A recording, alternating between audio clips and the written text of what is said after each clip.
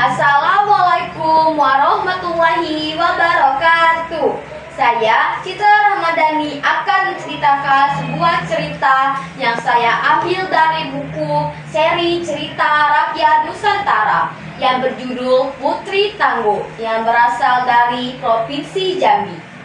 Dahulu kala, ada sebuah negeri yang bernama Negeri Bunga di Kecamatan Danau Kerinci. Di sana hiduplah seorang perempuan bernama Putri Tangguh, suami dan anak-anaknya. Mereka bekerja sebagai seorang petani untuk memenuhi kebutuhan sehari-harinya. Mereka bekerja sampai lupa untuk mengurusi anak dan yang berhubungan dengan keluarganya. Namun, Putri Tangguh sadar bahwa ia harus mengurusi anak dan keluarganya.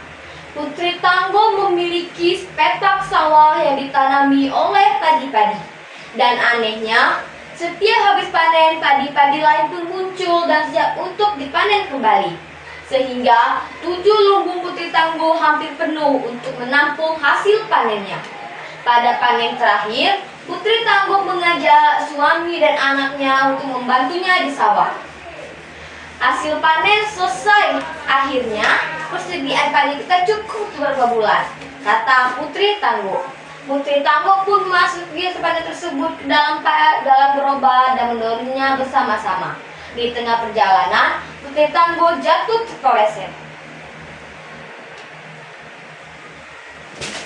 Aduh!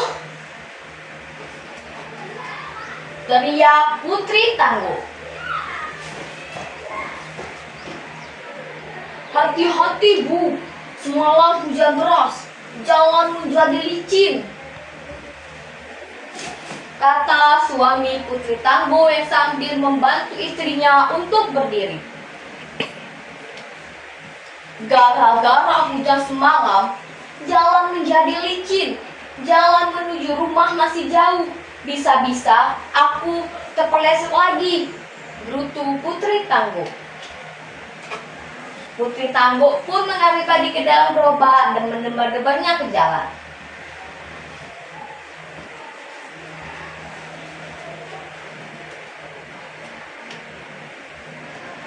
Si anaknya pun memperhatikan tingkah laku ibunya yang aneh dan bertanya kepada ibunya.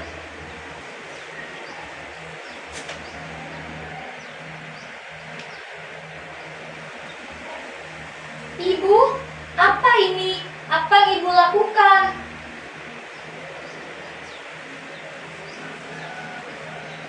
Si ibu pun berkata, ibu hanya menebar-nebarnya ke jalan untuk menjadi sebagai pengganti pasir, supaya jalan tidak menjadi licin lagi, jawab Putri Tangguh. Istriku, bukankah padi ini untuk kita makan? Tidak enak rasanya jika membuang makanan. Nasihat suami Putri Tangguh.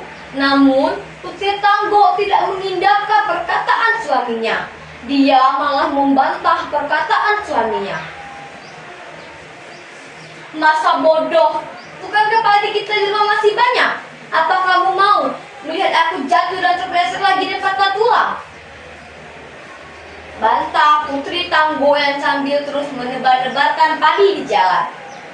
Pada panen terakhir, Putri Tangguh tidak pernah lagi datang ke sawah. Dia diam di rumah untuk mengurusi anak dan keluarganya.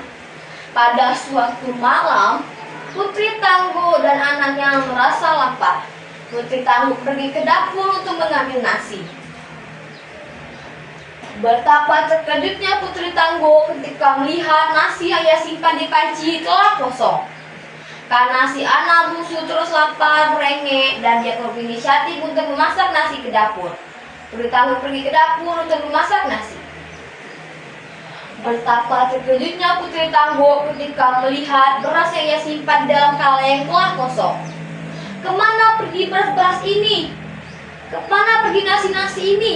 Tadi masih ada sedikit sisa di dalam panci dan kaleng ini. Jangan-jangan ada yang mencurinya, marah Putri Tangguh. Putri Tangguh pun memujuk anaknya untuk segera tidur dan dia berinisiatif untuk menunggu padi yang disimpannya di lumbung. Pada pagi hari, Putri Tangguh terkejut ketika mendengar suaminya yang berteriak, "Istriku, istriku!" teriak suami Putri Tangguh. Putri Tangguh pun segera berlari menuju suaminya yang berada di depan pintu lumbung. "Ada apa suamiku? Mengapa kau berteriak?" jawab cemas Putri Tangguh.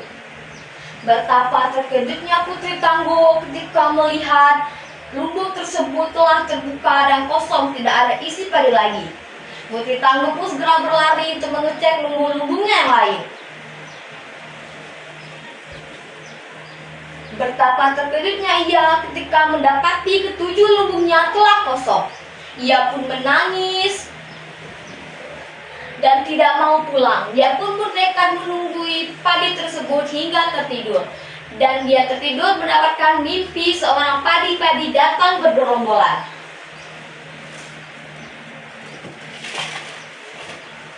"Hai Putri Tangguh, ini aku, buah dari kesombonganmu. Kau telah membuang-buangku. Kau seakan-akan tidak menganggap kami kebutuhan makananmu. Kau seakan-akan tidak membutuhkan makanan," jawab padi-padi itu. Putri Tangguh hanya bisa diam dan menyesali kebodohannya. Dia untuk mencoba meminta maaf pada padi-padi itu. "Bisakah kau memaafkanku?" bujuk Putri Tangguh. "Aku bisa memaafkanmu, asalkan kau membersihkan, membajak, dan menanami kami kembali. Sehingga pada 3 bulan ke depan kau dapat memanen kami kembali," kata padi-padi tersebut. Putri Tangguh pun terbangun dari mimpinya. Dan ia mengajak suaminya untuk membersihkan, membajak, dan menanami padi tersebut kembali. Pada 3 bulan ke depan, padi tersebut sudah dapat dipanen kembali. Putri Tangguh merasa senang dan ia sudah senang sekali karena padi yang ia tanam sudah dapat dipanen. Dia pun tidak pernah lagi membuang padi satu butir pun karena ia merasa padi yang ditanami dari sawah sendiri sudah dapat dipanen kembali. Sekian dari cerita saya akhiri. Wassalamualaikum warahmatullahi wabarakatuh.